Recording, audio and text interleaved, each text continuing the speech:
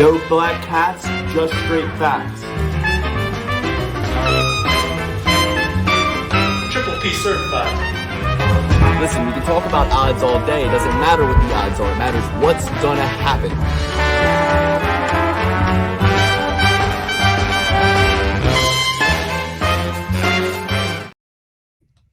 Welcome to the Perfect Parlay Pursuit, the show where we break down every UFC fight and tell you how to pick them for the upcoming weekend. We are going to break down Amir Albazi versus Kaikar France. Kaikar France. Not next, but the following Saturday. This is the super early prediction show. We are going to give you top to bottom, main card, all the way through prelims predictions for Kaikar taking on Amir Albazi. UFC Vegas 75. UFC at the Apex, UFC Fight Night, Kaikar versus Amir Albazi. But first, we'll break down how we did real quick. Last weekend, Angela Hill took on Mackenzie Dern in a Fight Night, UFC Vegas 74, I believe. We will break that down real quick. Alex and I were at a comedy show. Alex and I were in Hershey, PA, and we had a great old time. We'll talk about that a little later. But for now, Dan, the one guy who made it all the way through the main card and saw the fights, just give us your hot takes, man. What happened? How'd you do? How was the night? How were the fights? Well, the one lesson that I learned is when it comes to the main event, if it's a ladies fight, even if you think you got an edge, you got a lean, just take the favorite, okay? And if you got a hedge. Like hedge all the time, whether you think you need to or not. Always hedge, always have the favorite, get that value there because I made it all the way to the end. I had a good night as far as picks. I think I got 3 wrong, had a bunch of parlays, obviously made it to that last fight, that last main event. Stuck with Angela Hill. Thought it was a lock, to some extent, at least enough to not hedge, and I got burned for it. So, lesson learned. It was a good night, but you were the only one on the show who picked Angela Hill. Alex and I were with Mackenzie Dern, but it was not without brewing distrust for the pick. I started the show giving the pick with a lot of distrust for Mackenzie Dern. However, as the week went on, no trust was built. I actually became more distrusting. So she's talking about her divorce. She's talking about how it's been crazy, her words. She says that Jason Perillo was helping Luke Rockhold in his bare knuckle boxing for months and hadn't really been helping her. So it was not looking good for the Mackenzie Dern pick leading up to the fight. I personally stuck with it on the top of my parlays, as Dan said, because she was the favorite. And I thought, if need be, I'll pull my phone out during that comedy show and hedge out. But unluckily for me, I got the first 2 picks of the night correct, followed by the next 6 wrong. The only 6 I got wrong in the night, but I got all 6 of them wrong in a row. I hope they're the only 6. Well, I got the following 4 at the top correct. So Mackenzie Dern, Anthony Hernandez, Lupi Godinez, and Joaquin Buckley. But the main fight that I think sunk a lot of my parlays was going against the pick that you two had, which was Chase Hooper. I picked Nick Fiore. And the New England Cartel is a MMA club that I've been, really low on. Tyson Chartier, everybody always is throwing that name out there, with the DeFrancos, with the Donahers, like Safe Sayuds. With the Safe Sayuds. They're throwing out there with the Henry Hoofs. They're throwing this name Tyson Chartier in there. And from my observation, all Tyson Chartier knows how to do is teach his guys to go in there and take a fucking beat down. Because whether it's Rob Font, whether it's Calvin Kattar, or whether it's Nick Fiore, he's got guys going in there with this strategy. Eat punches until you can't fucking breathe anymore. Because this guy, Nick Fiore, made Chase Hooper look like fucking Giga Chikazi in there. I mean, he made Chase Hooper look like Israel Adesanya. We came on this show after Chase Hooper's last fight, and Alex, who's been very, very bearish on this proposition that I would beat Chase Hooper in a fight, he came on the show after Chase's fight against Nifty Steve, and he said, I take it back, Luke would whoop Chase's ass. That's what he said. But after that fucking fight, Chase moved up to lightweight for that one. So that's why he was looking a lot more beefy. He's really coming into his man body there. But I'll tell you what, man, I'd be surprised if you still thought I could beat Chase after how good Nick Fiore made him look. I mean, that was crazy. He was throwing. There is a 0% chance that now you can beat up Chase Hooper. Chase Hooper is coming into his own. He looks like a man. He took some shots like a man, and he gave shots like a man. And I don't think you can take those Chase Hooper shots. There's not 0% chance that I would beat Chase Hooper. First of all, if he doesn't knock me out and I don't gas out, it's a fight. I think he could tap you out easier than he ain't getting me down. First of all, he ain't getting me down. Now low, to get me down, now low, he's got to go. He's 6'5". He's gonna have to go from here to here. He won't even have to get you down. He'll backpack you like Joe Zaleski and choke you out on the feet. I'll go under his legs and backpack him if he tries to flying squirrel me, if he tries to jump over me and do. Listen, doesn't matter. I just am saying, I close the distance on Chase. It's still a fight. You know what I mean? At this point, and it is what it is. Can take your best and you can't take his. That's why I've seen Chase Hooper get smashed on the head and he just keeps coming. He's got a good chin. A great chin. Chase has a good chin too, but taking a lot more strikes than me, dude. But your chin has taken a lot of strikes too, and it's only been tested by your own hand. No, I got hit with an aluminum baseball bat as a kid. Means a lot. At your jiu-jitsu gym, you saw me. I popped out of that guy's guillotine, racked my head on that wall. That was that. You heard that sound. I mean, that's probably a concussion right there. No, I'm kidding. That didn't hurt at all. That was fine. That was plywood, whatever you want to call it. Moving on. Listen, 6 in a row. Obviously, Fiore, Latifi, Koski. That's one I did formally switch on in my head when I saw the weigh-ins. I was like, this is not happening. Urbina looks like a new fucking guy in there. Dan was on an island by himself with that one. He finished 8 out of 12 for the night. That's what I have for you, Dan. Sato, Demopoulos, Johnson, Hill, by my count. For you. Oh, you're right. Yep. Yeah. So Temba Garimbo, really great pick. Loved that pick on my part and Alex's part, but I loved what he said after the fight even more. A guy in Colby Covington who's always taking heat. And Temba Garimbo said, I had $7 in my bank account. Colby Covington was bringing food to the gym and helping me out. I don't care what anybody says about him. He's a good guy by my book. That was cool. Luke, I knew. I said MMA Masters. Temba Garimbo said MMA Masters. I'm like, he's working hard then. Because if Colby Covington's in the room, you're working hard. And what happened?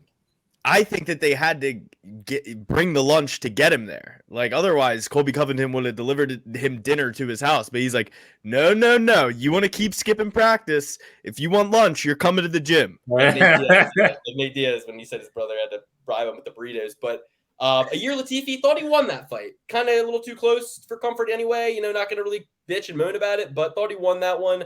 Vanessa Demopoulos, really sad, disappointing on her part. But I love my girl KK. I really felt bad about that one. I was like, man, how could you go against KK like that? You love KK. I love Carolina, that little Polish cutie pie. I love her, and I deserve that one. That was the only trophy certified pick. It was ladies' night last week. We're 6 out of 7 in year 4 trophy certified, 85% accurate, 85.7%, and we had 3 lady trophy certified picks. That's how you know we don't collude on these trophy certified picks. It just came out that way. 3 lady fights, even though we tell you every week not to bet on these lady fights. But we went 100% the week before, first week of year 4, and 2 out of 3. Vanessa Demopoulos, the lone soldier. Silva, Demopoulos, Lupita, Gadinez on short notice getting it done against Ducati. But yeah, other than that, the only thing that kind of stood out to me, so I stopped watching after the Demopoulos fight, Dan. I missed Mahasheti up on through. So, that was such a good fight. With a look, Mahashate and Johnson apparently both got slept. I saw the Johnson knockout in the highlights. That was crazy. So let's start with the Mahashet and Slava fight. Striker's delight, as I said on the podcast. Just back and forth, really great shots on both sides. Obviously, Slava was kind of leading the dance, and ultimately, he had these really awesome cuts that he inflicted upon Mahashate, however you say it. And even the broadcast team picked up on that. They're like, he's got the Joker cuts on his face. It looked like he had like a bloody smile on. Super badass. And the shot that he ultimately got him with was just beautiful. It really took me back to the Dakota Bush liver shot, although this one was, to the face, clean knockout. But, Slava is a really good striker. So when you get him in a matchup with a guy who's not going to threaten with the takedown, yeah, he's still very live. And then going into the Michael Johnson fight, that's really what kind of sunk me a bit. The last parlay that I had that was still alive once we got to the main event was like it's like, you get to a point where you're going to win a minimal amount. So that's when you shy away from the hedge anyway. So, if I was going in with the parlay that would have Michael Johnson winning, and that was the only blemish I had on it, it would have been a pretty substantial amount. And, we could have hedged. What was the bet? What was the bet? So it was an entire parlay with only Michael Johnson being the one to sink it. So it would have been like $5,000 or something. And there was 2 of them also, like 1 for 3 and 1 for 2. So why didn't you just bet a shitload if you were going to win $5,000 if Michael Johnson won? Why didn't you just bet $1,000? No. Not if Michael Johnson won. Ultimately, that's how it played out. But it went all the way up to hill. It's not like Michael Johnson leg of the parlay. Yeah. So why didn't you hedge on Dern a little bit? It wasn't even for that much. It was like a couple hundred, and Dern was like a minus 200. So okay, I don't know. Your only bet would have been to ensure that you broke even. Yeah, it was one of those. So I was like, I'll just roll with it. I think Hill's going to win. To win the game. He played to win the game. But Michael Johnson definitely won round 1. Looked like the better striker. I think even still is the better striker overall, but got caught clean. And as I'm sure you guys saw with the highlight, man, you're not going to see a more devastating knockout like that. We're talking toes curled, the whole thing. Like he looked like he was like having a bad nightmare. And I hate to say it because respect to the dude. I mean, he's put in damn near 40 professional fights, most of them in the UFC against killers. So you got to respect the dude. But man, he looked bad knockout. Really bad. Ferreira, it's like he knocks him out, hits him with the follow-up shot, even though he fell from 1,000 yards away and he ran up to him and still had and then he's like, "Oh, are you okay? Oh shit, what did I do?" It's like, don't do that. He was caressing his head. He was caressing his head at the end of it. I know. It's like now you're making me feel bad for enjoying the knockout because you feel bad for doing it. It's like, you know what I mean? It's like when your favorite comedian makes a horrible joke and then apologizes for it after you already laughed at it. It's like, dude, you're throwing me under the bus here. You're sorry. What are you talking about? Sorry, I thought it was a joke. So, no, it's crazy because, you know, I don't know. Yeah, that was weird, but I get it. You know, you maybe you snap to and same thing with Buckley, but he was not apologetic about it. He was like, "Yeah, I threw in one extra." Like that? Something like that. Yeah, it was in Portuguese, so that's maybe it was a mistranslation. Unless it was the good-looking dude with the blonde hair, in which case he got it perfect. No. I'm saying Buckley did the same thing where he got an extra shot in after his knockout. Joaquin Buckley. Oh, okay. So I didn't see that knockout. So we'll take us through that one. So man, beautiful head kick knockout. Alex, me and him were at the comedy show. It's in between one of the sets, and he goes, "Fiallo got knocked out," and he's as if he's like breaking news to me that's going to devastate me. And his demeanor was like so like. His bedside manner was so good that I was like, "Did I bet Fiallo?" I was concerned for a second. I'm like, "Wait." I'm like, "Okay." I was like, "Okay." That was devastating news for me. And then I picked Buckley, but I was like, I picked Buckley. So he's like, "Oh." No, and Fiallo was hanging in there. You know, obviously a very good striker in his own right. His issue is such a narcissist and so close center-minded that when he leaves the show, he forgets that there was any disagreement. Like he's like, we're all in this together. We're all rooting for my picks. You know what I mean? Like he's just anyway. Sorry, what were you saying then? No, it's all good. You know, he was hanging in there with Buckley. His big issue for me is the volume. Like even in the fights that he's in, the fights that he's winning, he's relying on a one-shot knockout. And when that doesn't come, it's like, dude, you're landing like 15 strikes in 15 minutes. So Buckley eventually got the head kick knockout and followed it up with a little dipsy-do at the end. You know, Herb Dean or whoever the ref was had to come screaming in there, get him out of there. And ultimately, Buckley just runs up to the top, screams like an animal, is like, "Yeah, I gave him that one extra." I think he said something like that in the interview. So gotta love Buckley in that a striking matchup with a guy who also doesn't have, you know, takedown defense or any kind of grappling at all. So I think that helped him a little bit, having in Fiallo's the back of his mind, like, "Hey, this guy might actually take me down as well." So fast hands, powerful hands, a little bit of takedown action, and you know, Fiallo's done for. I just watched that knockout, and that was insane. The little walk up he did after when Fiallo is on the ground. And he's just cowering up like a little deer. And he's just like, "What, bitch? Oh, one more." Hands right over him. Like, he just positions himself so that he's standing right over him. I am recognizing that you are knocked out. One more. Bro, I've seen some crazy videos on Instagram lately of street fights. When I was a kid, I remember as a kid being on YouTube and having to like think of SEO terms before I even knew what SEO was with my friends to find fights. Like we would be like crazy fight, crazy knockout. You know what I mean? And dude, we found some videos, but I'm pretty sure we had seen every video that there was of a street fight on the internet in that year by like day 10 of doing this. But now the algorithm, if you watch a couple reels of street fights, you could watch them all day, every day for 24 hours a day if you decided to. There are that many unique ones.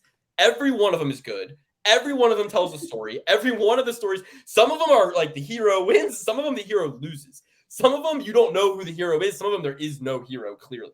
It is craziness on Instagram right now with the fight videos. Like, I saw one, and then you got to read the Dan, can you hear him? Yeah. The descriptions will give you some of the story and always will leave you wanting more. Like, this one description was like, this guy fucked up, ... tried to hit on his neighbor's wife, or tried to go make the moves on his neighbor's wife. And this poor guy got the shit kicked out of him, dude. And he was crying, and he was like, I'm sorry. And I was like, this is dark. It was just too dark for me. But he was trying to move in on the guy's wife. Maybe. That's just what the description said. I have no fucking idea if that was the truth. You know what I mean? So I'm just sitting there going like, I think the good guy won, but that guy also just... Oh, man. Either way, I can never read. It's just like porn. I can never read the description or I'll get too grossed out.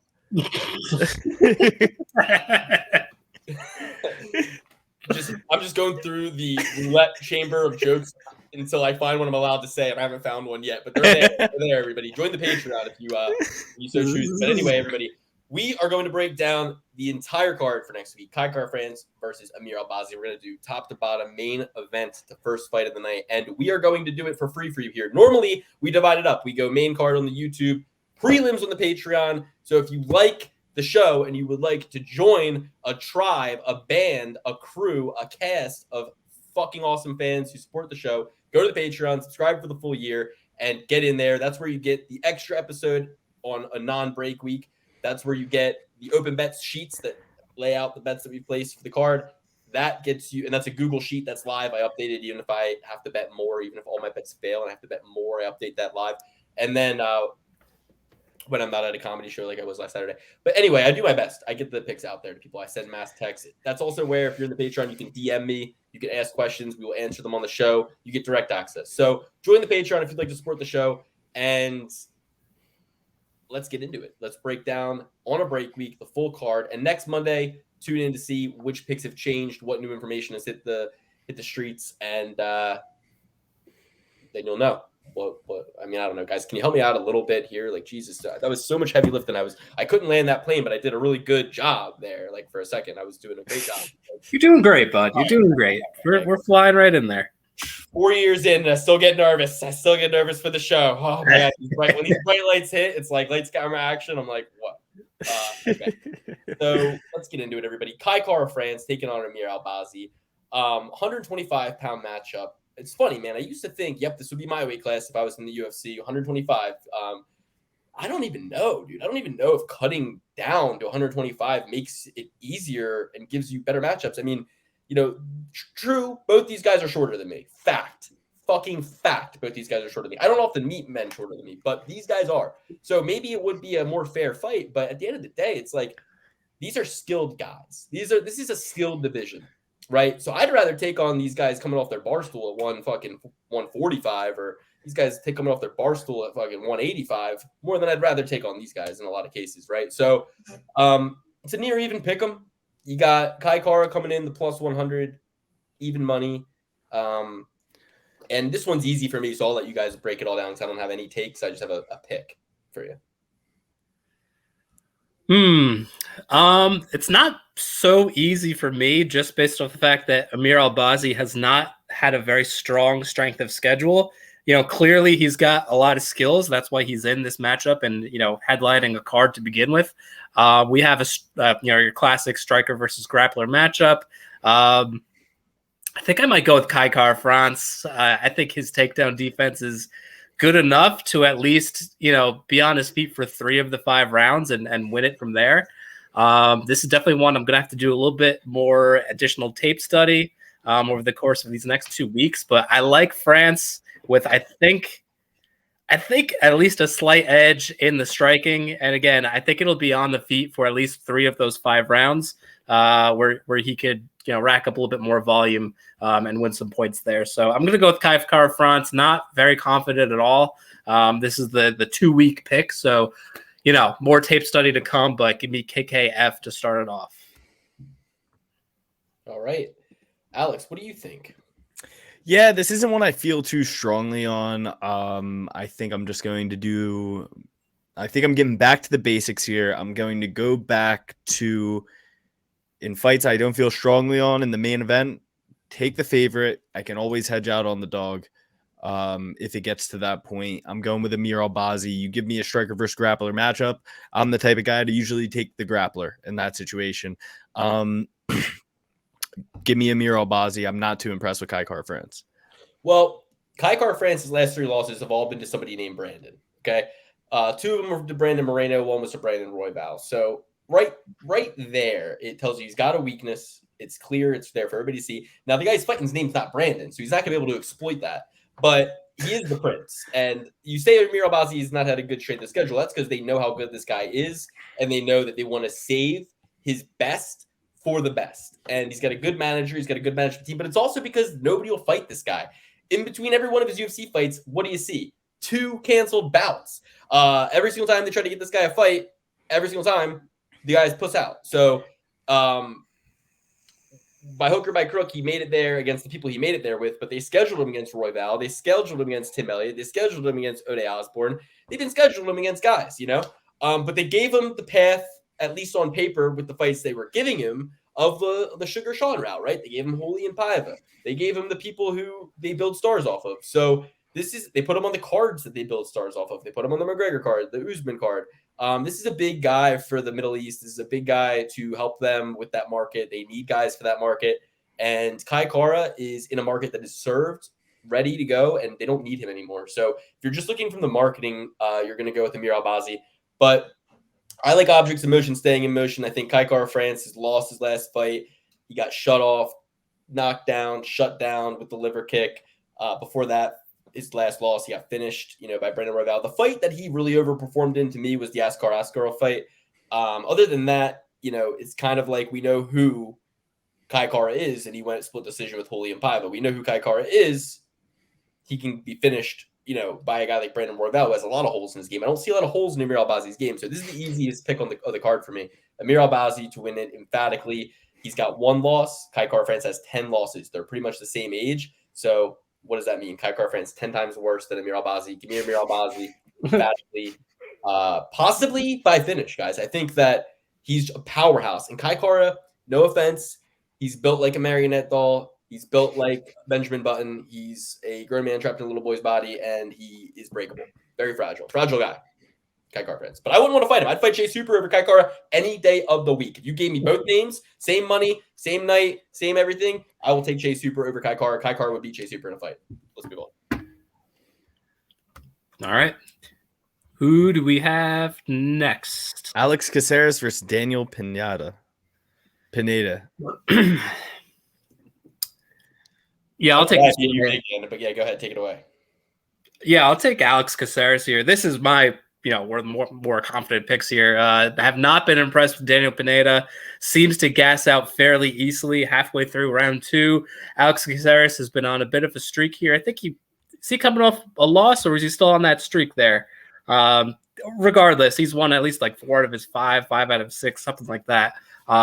We know what we're going to get from Alex Caceres, a guy who brings a lot of tools to the table. He can grapple, he can strike. He's going to have the reach advantage and the height advantage, and certainly the experience advantage against a guy who he's got a little bit of power in his left hand, but ultimately fades out and has not proven himself whatsoever in the UFC. So Caceres is the pick. I second Alex Caceres 110%. Better straight the schedule. He's got the youth. He's got the range. He's got the height. He's got everything in his favor here. He's got the better gym. He's going to destroy Daniel Pineda. Daniel Pineda, 14 losses. Now, Alex Caceres, 13 losses, but you got to think, guys, like who's the better fighter here and who's going to leave with their hand raised. And this is generous odds on Alex Caceres. Bruce Leroy for the win. Alex. Yeah, and those losses were good losses. Daniel Pineda is 5-5 in the UFC with 1 no contest. The rest of those losses came Bellator and other organizations that you haven't even heard of. So Alex Caceres, he might have 13 losses, but I think like 11 or 12 of those are in the UFC alone. So I'm going with Alex Caceres here. I don't really like Pineda much. Got caught for doping, and I don't really like his game. I don't really like his style, and he's old as dog shit, and I think he's going to lose. All right. Yeah, I mean, he's got a good win over the coward Herbert Burns, but other than that, all right. I just like saying the coward Herbert Burns. Jim Miller versus Jared Gordon. I'm going to come in with a hot take on this one, guys. I'm taking Jim Miller here. I'm just going to tell you flat out. It's, it's going to be a month since Jared Gordon was flash knocked out by a one Bobby Green. So, for him to come in as a minus 250 favorite a month after getting knocked out cold, I don't care how it happened, against a guy who is A10. I mean, he's got the most wins. He's coming off a loss, but I mean, that was against Alex Hernandez. That was by decision. He had good moments there. Like, before that, I mean, he was winning. He was on 3-fight win streak against young guys, finishing them. I'm aware of who these guys are, and I'm aware of like why Jared Gordon is the favorite and would be a favorite maybe if he had beat Bobby Green.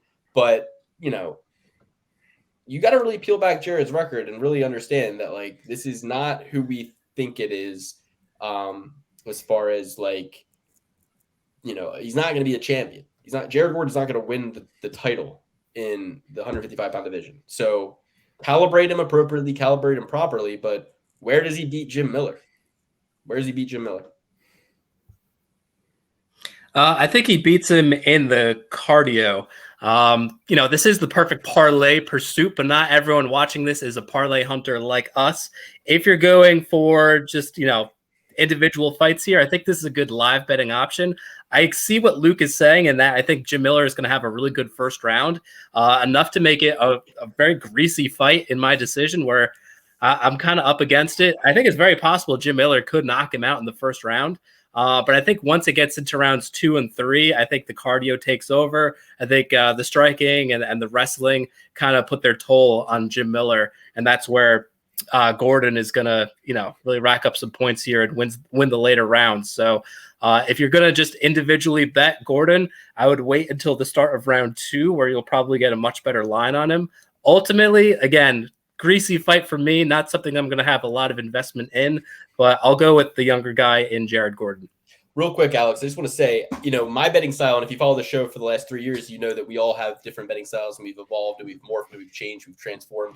But I am somebody who at times will be very punitive and rewarding, right? So I will see an outcome, and I'll say, I'm going to make sure I remember that in the next fight. I'm going to make sure that I don't act with my whimsy, but instead act as if I'm looking at a company's profits and loss statements, right? And I'm like, okay, Jared Gordon in his last fight, here's what he did. Jim Miller, despite everything people want to say to make him a plus 200 dog, here's where he's succeeded, and here's the odds he's succeeded at.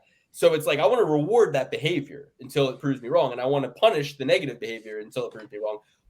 And I know some of you are saying, Luke, I watch the show all the time, and you say don't aim where people are, aim where they're going to be. You say buy low, sell high. I do say those things, and there's times for that. But you have to go fight by fight. It's going to be times when a fighter, can win a fight, but doesn't. Like, I'll give you a great example is Lupita Godinez. Goes in there and underperforms against old-ass ladies time and time again and shits the bed and wins rounds dominantly and then loses 2 more after that and loses a fight. And people are sour about her, so they don't want to take her. And they don't want to take her at chalk.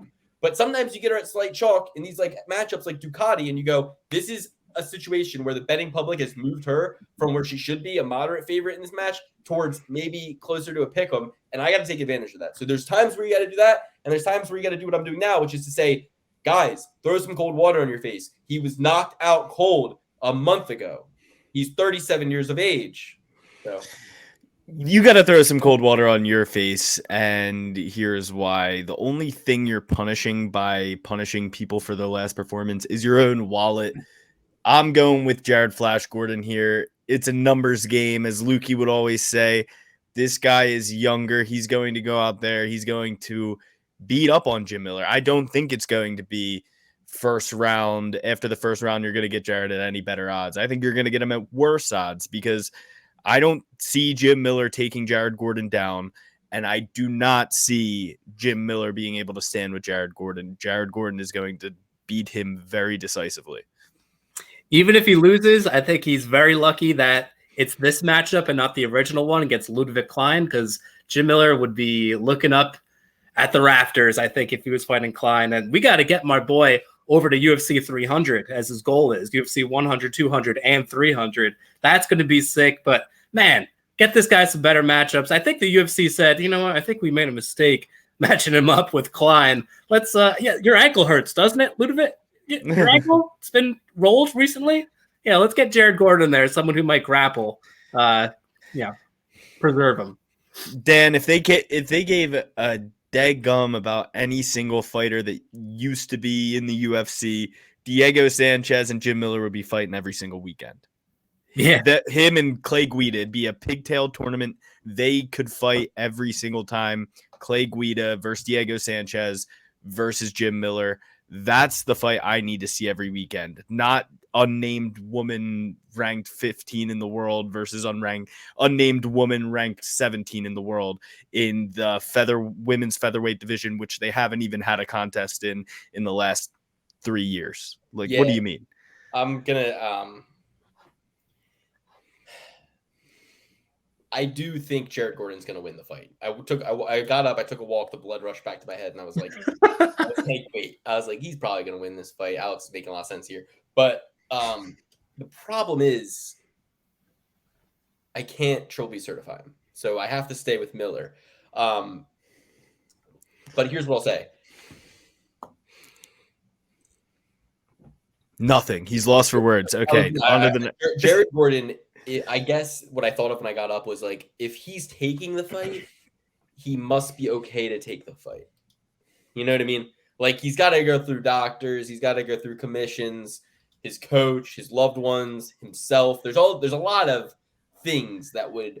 I don't know much about his loved ones, man, but like, if you fall down some of the paths he's fallen down, nobody really gave him a good shake before. The joke you should have said was, which was what I was setting myself up for was, but then again, Jared Gordon is, done a lot of drugs in the past, so maybe he isn't always making good decisions for the best long-term health. You get what I'm saying. Sorry, I literally steamrolled you. I was getting to the point a little bit faster. I steamroll people. People get in my way, I steamroll them. But I will take Jim Miller. And next, we got the people's main event. We got Victor Altamirano coming out of Mexico, ranked number 29th in the world of flyweight, and he is going to be taking on Tim No News is Good News Elliot. I'm kidding about Tim Elliott coming off a win, baby, against Tagiro Lambekov, but that was a year and 2 months ago, man. And he is 36 years old, 4 years older than El Magnifico. El Magnifico, whose only loss is a split decision controversial one the same amount of time ago on the same exact card as Tim Elliott was on that time. So since then, he's managed to fight twice and put up 2 wins in the time that Tim's been sitting on the shelf. He knocked out Daniel Lacerda, who will also fight later tonight, I think. And he lost, and he beat Vinicius Salvador. So he's coming in with 3-inch reach advantage, 1-inch height advantage. And Tim Elliott, guys, have you heard anything about Tim Elliott? He used to fight at Glory MMA and Fitness. James Krause affiliation he has. But I think he's been in the news for something else. Anybody want to take this one away? Well, we already talked about this on the previous podcast, but have you heard any follow-up? I don't think so. Well, he said to our good friend and former consultant, James Lynch, friend of the show, been on the show. Go back in the episodes. He's been on the show. James Lynch, friend of the show, been on the show. He's somebody who interviewed Tim Elliott, and he said to Tim, or Tim said to him, you didn't see this? I didn't see it. Well, apparently him and so for those of you who don't know, maybe they didn't watch the last episode. Okay, well, break it So down. explain it. Well, it's a delicate situation, so I'm trying to have you guys help me break it Go down. ahead, go ahead. So Tim Elliott here. was married. Tim Elliott, a cage fighter in the UFC, was married to Gina Mazzani, a cage fighter in the UFC. And Tim posted and alleged that the reason him and his wife, Gina Mazzani, split was because his friend and training partner, Kevin Kroom, cage fighter in the UFC, and Gina Mazzani were having an affair, okay, behind Tim's back. Now, they split. Tim ends up finding out, and said this on James Lynch's show, that he was never really married to her because she didn't fill out the paperwork. So now you're thinking, so you didn't have to pay her half your assets. Well, I don't know who Tim's lawyer is, but he did still say on James Lynch's podcast that he gave her half of his savings, and there was an Airbnb that they owned together but was in her name, what he owned but was in her name, and she's walking away with that too. So she got the bag. Congrats. But that's crazy. That blew me away. So I was thinking, like, is Tim coming in now with extra motivation monetarily that he has half of the money he had before? Probably. Is he coming in really motivated to beat some ass because he's got a lot of anger he wants to take out, like Mackenzie Dern did in her divorce? Right. And she comes, possibly. But last time we saw a man who fights in the UFC fall victim to this sort of thing, we saw JP Bays lose his wife to a UFC fighter, and he did not fight well in his next appearance. So I had heard, But Kevin Kroom is no longer a UFC fighter, so that might be a huge caveat there, Luke. And didn't Cheyenne Bays fight well? She was probably pissed off too. No, it's a breakup. She fought well. What no, did but Dan, don't make me explain that on the show. It's X-rated stuff. Don't make me get into that. Come on, move on. I don't even know. Roman Deledze's hot. No, I'm just yeah. Like, who's with a freaking alpha male? Like, God. Oh, that doesn't mean that she didn't feel. Listen, it's He was now, empowering her. He was empowering her. It would be like. Sorry, baby sleeping. I gotta be quiet. It would be like if Hercules came down and just took your wife by the hand, your future wife by the hand, and just was like, took her up into the clouds. You know what I mean? I'm sure her hair is blowing in the wind, like she's got a harp. It's still a messy situation that I'm sure she wasn't happy with. It's out in the public; people know about it. Listen. I'm sure girls love attention. What are you talking about? Women love attention. What are you talking about? If there's anything women love, don't make me do this. All right, listen. Gina Mazzani is still fighting, not in the UFC, but yes, go to the Patreon. Still fighting though, so I want to see Gina Mazzani kick some ass then in her next fight, based on your theory here. If she loses, then she's getting enough ass, so you ask me. Gina Mazzani has never kicked an ass in a UFC fight ever. Dude, and she's out there, ruining this guy's life. I stand with Tim Elliott. I'm sorry, Gina. I can't take your back on this. I stand with Tim Elliott just as much as I stand with Israel Adesanya's girlfriend. You know what I mean? And that is where I stand on the situation. He's in Kansas City. She didn't fill out the paperwork. That Missouri, that's a show me state, baby. If you didn't fill out the paperwork, you better show me something that means you get 50%. This made it across Israel's desk where his agent calls him. He goes, "You hear about Tim Elliott?" And Israel's like, "No, what happened?" He goes, "Well, he was married to Gina Mazzani, right?" And he's like, Yeah. I heard they're getting divorced." He goes, "Yeah. Well, guess what? They weren't even married." And then Izzy's gonna go, "Oh shit. Well, so Tim didn't have to give her half his money." And then the agent's gonna go, "Tim did give her half his money." And then Izzy's gonna go, "Wait, what?" You just hear the sound of feet running and a phone dropping to the ground. But no, yeah. I mean, perfectly pedicured feet, mind you. Knowing only those details, getting a call because Izzy's he's on a beach in New Zealand right now. He's chilling. He's not keeping up with the news, but his agent gives him like a brief version of that, the cliff notes of that story. It would really make him think like, I might be fucked if in America, a much more free place than New Zealand. Like at least we have they have a female president in New Zealand. You think they're on Izzy's side? Anyway, this video is getting no views. yeah, this is like our best episode ever. No, I know, but the algorithm is what's going to kill it. I just said that they're going to probably take the woman's side because they voted for a woman president when we haven't been able to be as brave to do so in America. Shout out to Auntie Cindy. Jacinda, do you know who the president of New Zealand is? Jacinda Ardern, Dan? I didn't know. I do. I know the name of her. Name. And that's good. And they call her Aunt Cindy. Yeah, because they are they love her so much. Nice. That's such a cute thing. Oh, we got to go see Aunt Cindy. We do. But Uncle Joe is usually referencing. I mean, Alex, we have an Uncle Joe, and let's just say he's an interesting cat. I was gonna say we wouldn't elect him president, but honestly, I would elect him president. No, shout out to Uncle Joe. Okay, let's move on. Who's your pick, Luke? You're going with Tim Elliott? I'm going with Tim Elliott. I don't like him as a favorite here. He's got 12 losses. This is a tough matchup for anybody, but I think that he's the type of guy to really need to go in there and fucking be a man. And I think he will. Go ahead. I think Tim Elliott, the type of guy to go for a finish in the first round and get finished in the second. I think that he's that type of guy, and I think that's probably what's going to end up happening. I mean, I would love to keep up with the Kardashians, aka Tim Elliott, and the Real Housewives of the trailer park in Missouri. I don't know the area that much. I'm sorry. I would love to. But in reality, Tim Elliott is a guy who constantly blows his wad trying to finish somebody in the first and then gets finished in the second or loses a decision. Victor Altamirano, he's only got one loss in the UFC. I think he keeps this I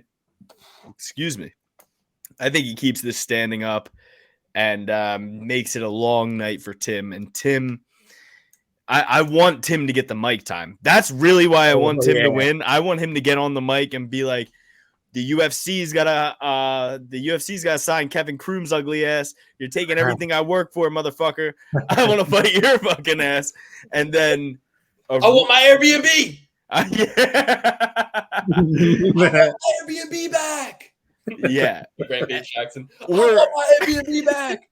or he says, or he just says, cut Gina Mazzani. That should be his whole campaign. She's already cut, so you get. Oh, she's already cut. Yeah. No wonder. She's trying to get some other Fugazi organization. No wonder Kevin's like, hey, honey, I can get you right into BKFC tomorrow. All right. Anyway, long story short, would love to take Elliot. I think he gets finished in the second round. I'm taking Victor Altamirano. Yeah, I love me some Tim Elliott as well. That Tajir Ulanbekov fight was one of the best things I've ever seen. He was cheating every step of the way, and I loved it. He was grabbing his gloves, grabbing his shorts, grabbing the cage. Something him and Gina have in common. Yeah. Poking him in the eye, spitting in his mouth. He was doing everything he could to win. Apparently, it was a match made in heaven. It was great. Were you gonna say that? Did he just step on your punchline? No. Okay. He was adding to I it. was thinking it too, but I just didn't want to. No, I am the steamroller. You can call me Matt the Steamroller Frivola. Listen, I was Chris Paul in it. I was throwing it up there. I was waiting for you to alley-oop. Oh yeah, I'm a Blake Griffin tide. There you go. As far as the pick, both these guys are just whirling dervishes. They're going to throw spinning back elbows and whatever the hell else. The pick is the over. No one's getting finished. Both these guys are not finishers really at all. So the over 1.5, start round 3, something like that. Over 1.5 is going to be minus 500, Daniel. Okay, that's fine. It's free money. Take it. They're flyweight, dude. It's the perfect parlay. It's going to be a parlay. We're going to have 12 fights in this thing. I'm sorry. Oh my god. Let me just say, dude, parlays. Forgive my sins. I'm so sick of parlays, dude. Parlays are fucking. It's the premise of the show, you motherfucker. Come on. Let me just say, let me be the one voice of reason on the show. If you're out there betting parlays, you don't know shit about gambling. Bottom line. You don't know shit about gambling if you're betting parlays. That's the bottom line. All right, moving on. I had to tell somebody, they were like, well, you get the multiplier effect from the parlay. I was like, no shit. I was like, you don't get a multiplier effect. They were like, what are you talking about? I was like, if you bet the money line on the first bet and then bet the winnings, like everything you won and your original bet on the money line, and you just kept doing that all the way down the line, it would be the same. What? Exactly this. It would be No, the same as if you that's bet not it. how that works, is it? Do the math. Do the math.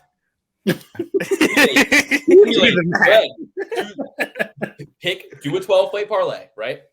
Put $100, okay? Or put whatever. What did we talk about before the show? We got to stop doing this. True. Okay, sorry. If you bet parlays, you're a joke. Okay, moving on. Okay. I'm picking Tim Elliott. Give me Tim Elliott. For the fun. So it's Tim Elliott Triple B certified. Triple P certified. Oh no. Oh yeah. No. I have Victor Altamirano. Yeah, I think that men take divorce a lot worse than women. Okay. You look at Holly Holm, she gets a divorce, she comes back, she whoops ass. You look at Mackenzie Dern, she gets a divorce, she comes back, she whoops ass. I'm sure there have been other ones too. Cheyenne Hayes. You look at some of these men, they get their TP honey, that trailer park honey, stealing all their money, and they're gonna get knocked out by Victor Altamirano. And I hate to tell you guys, that's what's gonna happen. Your over is not hitting. Second round, probably 3 minutes in. Well, I guess that would mean your over would hit your 1.5. So we can both be winners. Altamirano is going to knock him out. Tim Elliott's going to be sitting there. He's going to have been eating ring dings all day in his trailer park, wishing he still had the Airbnb, so he had a pot to piss in. Now he's just peeing in the back of the trailer. He has now gotten Gina Mazzani's old house. She's got the Airbnb. He's pissing in the trailer. He's eating ring dings. He is not going to be prepared for this fight. He is going to miss weight. I'm telling you guys. All right, I'm going with Victor Altamirano. You sold me. I'm sold. All right, perfect. I'm the only one going to stick with my boy Tim over here. You know, Tim, just remember this. Some people don't like to kick a man when they're down. Some people like to have their bros back at the end of the fucking day. I'm having a bro. I see a bro in need. He's got his coach in federal prison, allegedly going there, maybe, possibly, according to possible things. I don't know. I love James Krause. I don't want him to go anywhere. I'm just saying innocent until proven guilty. He's not going to federal prison, Luke. He's going to federal fucking prison. Pending a trial. Quote, Dana White. Yeah, well, look, all I'm saying is I love James Krause. I stand with Krause. You should be allowed. You should be allowed to do what James Krause did. No, I don't think you should be allowed, but I don't know how. I mean, I don't know. I mean, a 3-strike system at least. Come on. Have we learned nothing from baseball? I did it once. I won't do it again. I promise. Let me coach still. So, no, it's not that. I just like James Krause. I just like him. I can't help that people I like do things that are not up to code sometimes, that violate DraftKings terms and conditions or whatever he did. You know what I mean? It seems to me more of a policy violation than anything. Seems like more of a rude boy thing, not like a nice buttoned up guy type thing, you know? Yeah, dude. But listen, all I gotta say is, forgiveness. That's the watchword. I forgive Krause, and also I think that Tim Elliott, he's really been just chewed up and spit out really recently, and this is the Ultimate Fighting Championship. It's not the Ultimate do well when everything's going well for you championship, right? It's the Ultimate Fighting Championship. When does the fight begin? The fight begins the moment there is adversity introduced to an equation. So your Airbnb is on the line. His Airbnb is on the fucking line here, okay? If he's ever going to make himself whole, I wish I had the Joe Exotic drop. I am never going to financially recover from this. That wasn't his attitude. He was on Krause's podcast. He said, so I gave her half my savings, but I'm a worker. He's like, no problem there. No problems there. I'm a worker. I make money. What's what I do. He's 36 years old at flyweight. He's not going to be working much longer. I think he can do windows siding gutters, windows gutters. Oh, okay, perfect. I think he can do driveways. I think he can do painting, drywall, pretty much, and you name it. Pressure coating, a puppet for James Krause to continue to coach.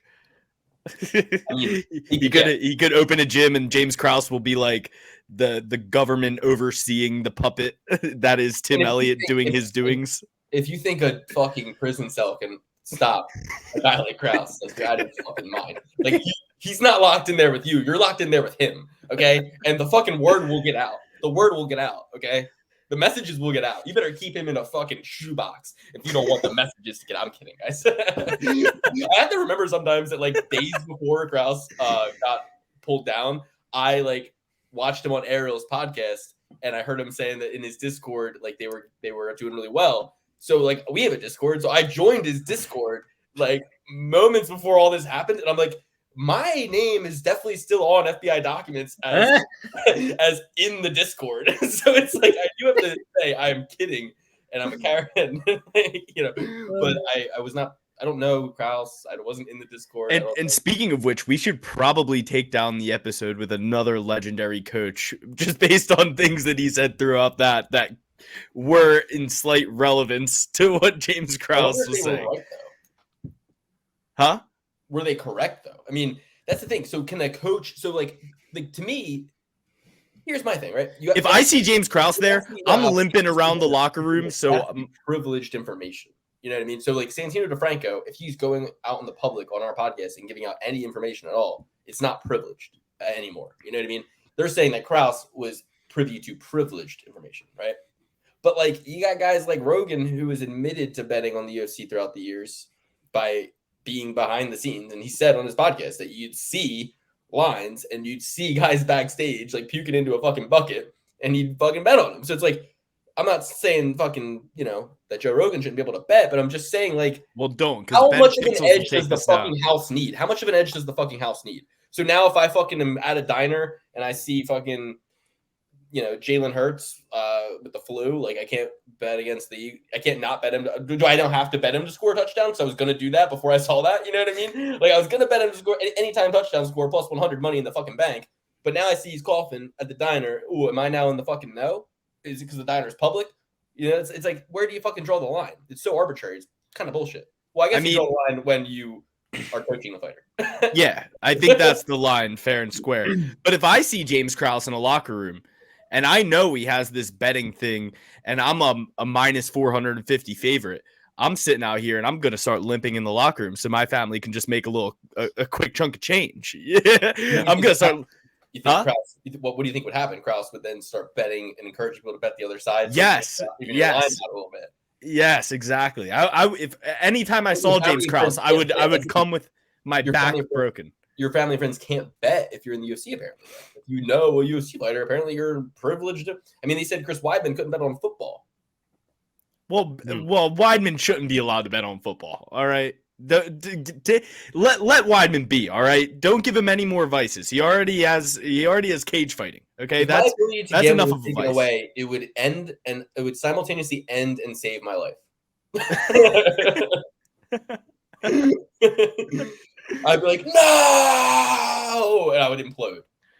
But then you'd have so much more money. I would rise from the ashes like a phoenix. Yes. And I would start investing in cryptocurrency again. Not financial advice. Okay, so moving on, everybody. Karen Silva, the killer, taking on. All right, we milked that Tim Elliott portion out for 20 minutes. Esquina Ketlin Souza. So no one's ever heard of Ketlin Souza. UFC newcomer 3 months ago, was fighting in an organization no one's ever heard of against the 6-3 Christina Williams. Karen Silva coming off a submission win against Poliana Botello 11 months ago. Before that, she submitted Kui Yan, who was 22-3 in the Contender Series a year and 6 months ago. So, Kui Yan 22-3 versus this girl who has not fought anybody with more than a dozen fights, if that, in the recent past. Not to say that her opponent had a stellar stable of opponents. I'm sure her record was padded too, but I'm just saying I like Karen Silva here. It's no surprise she's a minus 180 favorite, but newcomers lose at a rate of 66%, I think it is. So give me the minus 180. Let me check real quick. Give your picks. I'm gonna check the implied odds of that. Super simple pick. Also going with Karine Silva. One chick is finishing her opponents, including UFC opponents and Contender Series opponents with winning records. The other one is going the distance with, ladies with not so impressive records, and also has a terrible, terrible tan line on her Tapology photo. Dan, I was going to ask if that was a tan line or a G-string. I wasn't entirely sure. I think it's a G-string tan line. I think that's what we're going with here. So, not helping her case there. Got to go with Silva. I'd be damned if this weren't Triple P certified. Yes, I'm also taking Silva. The thing that stuck out to me, as well as Dan, was the tan. The tan line. If you're out on the beach that long, that you're getting that big of a G-string tan line on your body, you are not training enough. I'm sorry. You're not training like Silva is. I'm going with Silva all the way. And at minus 180, she's going to be a break-even pick. If you convert minus 180 to decimal odds, you're getting like a 64% probability. And as I said, UFC newcomers, that puts her in exactly the same win category almost as UFC newcomers. However, if you find any other factor of Karen Silva's game to be more comprehensive than her opponents, now that 64% implied probability, maybe you think it's 80%, right? So that's your edge right there. That's your break-even point. But you have to determine that. Do any of you guys want to give a shot at pronouncing her nickname? I already tried. Esquintadinha. I can't really see it. It's so small, and I get this bright light in my face. Esquintadinha. Esquintadinha. Dan, you want to give it a shot? I'm looking at it right now. Just say what I said. Esquintadinha. Esquentadinha. Now do it. Now do it as Amanda Hebas. Sounded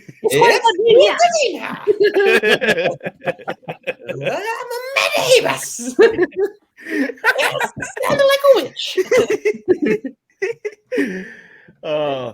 Did you guys see the post-fight press conference Dana White's interview when he was talking about Sugar Sean O'Malley versus Loved it. And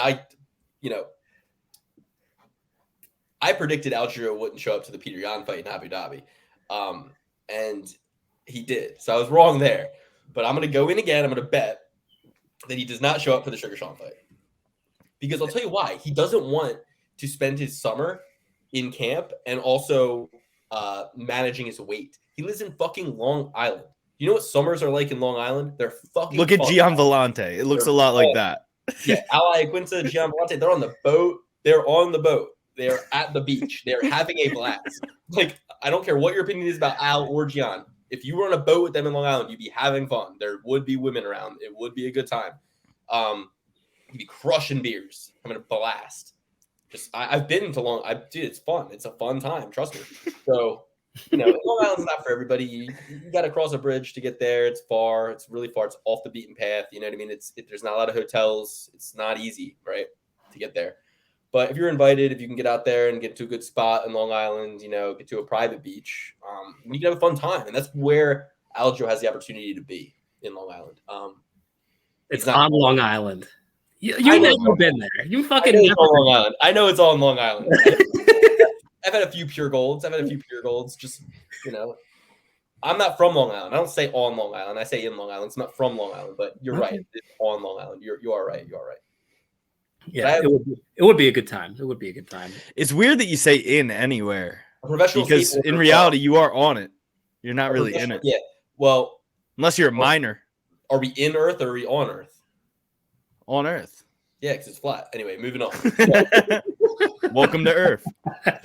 A guy from Long Island, a professional skateboarder, Chad Caruso, just broke the longest skateboard ride ever. He rode from Venice Beach, California to Virginia Beach. He rode totally across the country on a skateboard. There's a YouTube documentary. It's 55 days it took him, and it's fucking a fun watch. So go give that a watch on YouTube.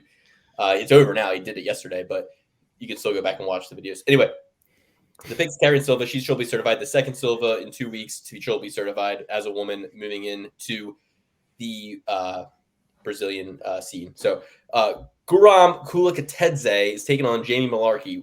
Has fight of the night written all over it. I mean, this is a real tacticians matchup. Two guys who should be ranked a lot higher than they are in terms of their skill level. I think this is going to be a really fun fight. I'm really excited for this one. Interesting line. What do you guys think? What's the line? I think the line has it. Let's just give your takes first. So that way we can go in uninfluenced. Sure. If Guram Kutateladze is an underdog, fucking back up the Brinks truck. Back up the Brinks truck, even if he's just a slight favorite. This guy might be like the best fighter in the UFC. They just don't want to give him much press because his name is Guram Kutateladze and he doesn't speak English. But that being said, he could grapple, he can wrestle, he can strike. He's got great cardio. Like, he's pretty much the perfect fighter. He's going to kick the living shit out of Jamie Mullarkey, who's not even bad. It's just, it is what it is. Guram is a lot better. He's a lot better than pretty much everyone on the roster. So I'm going to be betting this guy until hell freezes over, man. I love Guram, and I'm sticking to it. I don't know. I'm not going to wash his balls as much as Dan is, but, I was going to go with Guram, but, he couldn't even get Blinken Damir out of there, Dan. Like, what do you say, talking like he's the second coming of Christ for? And his other fight in the UFC was a split decision against Mateus Gamrot, which we all came... Fighters. Huh? Awesome fighters. What are you talking about? They're great. But regardless, we all thought he lost that fight. We all thought that it shouldn't have been a split, and that Guram definitely lost that fight. And there was no questions about it. But you're sitting in here talking like Guram Kutateladze is God's gift to earth, man. He's not all that good. I don't know why you're washing his balls, stroking his pipe whatsoever. But I think Guram's going to win. And now you're making me second guess myself. And Luke's sitting here talking about the line. Guram's a minus 300 favorite, as he should be. He's way better than Jamie Mullarkey. But the way Dan's talking about him, he should be fighting for the title tomorrow. What is he bad at? He gasses. No, he doesn't. What are you talking about? He doesn't gas. He doesn't fight to the fullest for all 15 minutes. He sandbags. He wastes minutes. He stares at people. He doesn't throw a ton of volume. He lost his last fight. He kind of lost the one before that. He's only had 2 fights in the UFC, and both of them were so close. In the fight against Mateus Gamrot, he won a split decision and told the fucking crowd that he lost and that it wasn't a good decision. So he's 0-2 in the UFC in his own mind. His opponent, however, I know is a workhorse, and I know is going to push the pace, and I know wrestling isn't what it used to be, especially not in this division. You're not going to go in there and hold Jamie Mullarkey down, I don't think, for fucking 3 rounds. I think he's going to be getting up, and I think he's going to be pushing the pace. And with, a little bit of height and reach on him, I think that it could potentially play into his favor if he can create those situations in the eyes of the judges and keep him on the end of his jab. He could end up winning a decision. I think the value's on Jamie Mullarkey. Now, that being said, I was high on Guram. He trains with Hamzat. I think I was a little too high on Hamzat. I mean, he came out on the scene. He looked like a god. He came out on the scene. He fucking had all this hype behind him. Fights back-to-back. Doesn't get touched. Fights in the UFC and doesn't get hit. And then in his third fight, after not getting hit in his first 2, doesn't get in his third. Knocks Gerald Meerschaert out. And say what you want about Gerald Meerschaert. No one does that to him. He walked him down, except maybe Jay Ellis back in the day. But Gerald Meerschaert walked him down and punched him in the face once and knocked him clean out. I mean, that was fucking touch of touch shit. So then he goes and has some pretty, like a hee-haw. I mean, fucking Bilal Muhammad did more damage and got Gilbert Burns out of there, or did more damage to Gilbert Burns and got less damage done to him in 5 rounds than Hamzat did in 3. Bilal Muhammad's allergic to getting guys out of there, though. Like, even with a Gilbert Burns with one arm, he couldn't even... Exactly. So he wasn't even trying to get Gilbert out of there, and Hamzat was. What's that? So again, it's just like there's things wrong with the Hamzat thing. There's things wrong with Sweden. There's things wrong with with all of these places. There's things wrong with them. So keep laughing. Keep fucking laughing. I'm picking Jamie Mullarkey. You just laughed your way to me picking Jamie Mullarkey. So. You spent the last 2 years destroying Australia, and now you're going to go. He's definitely going to be able to be taken down. I just think that by the time Guram decides to do that, it'll be too late. But by the time Guram decides to take Jamie Mullarkey down, it's going to be too late. And the first time he does it won't be until 4 minutes have passed in the first round, and he will fail. And then in the second round, he will probably try and fail. And these are going to be moments that stick out in the judge's mind, all things equal. They're going to say, this guy's shorter, he's smaller, he's on the end of this guy's punches. He's not able to get the fight where he apparently wants it or needs to get it by my dumb judging eyes. Jamie Mullarkey by decision. bound to happen. You're crazy. I'm a rebel.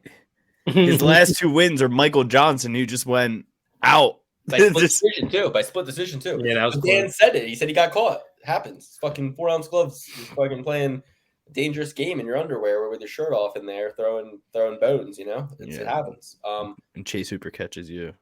Chase Hooper ain't catching a cold if I'm in there, dude. He's fucking. Dude, I swear. You think what's his name has good body shots? Slava fraud. I will put my foot to Chase Hooper's liver under the unified rules, and he will cry like a little baby for sure. And his girlfriend will be like coming up to me, and I'll be like, "Honey, I'm spoken for, honey. I'm not taking you to no M&M factory. I don't like hiking. Sorry.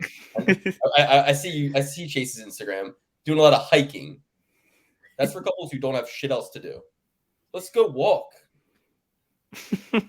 Okay, I do that all the time. It's called walking. Hiking's not cool, and if you take your girlfriend on a hike, you're just Poor, for I'm one. surprised girls still want to hike after the Brian Laundry thing. I'm surprised that they're still into that. I don't hiking with that, but nope. Ever so trusting. Okay, Zaleski.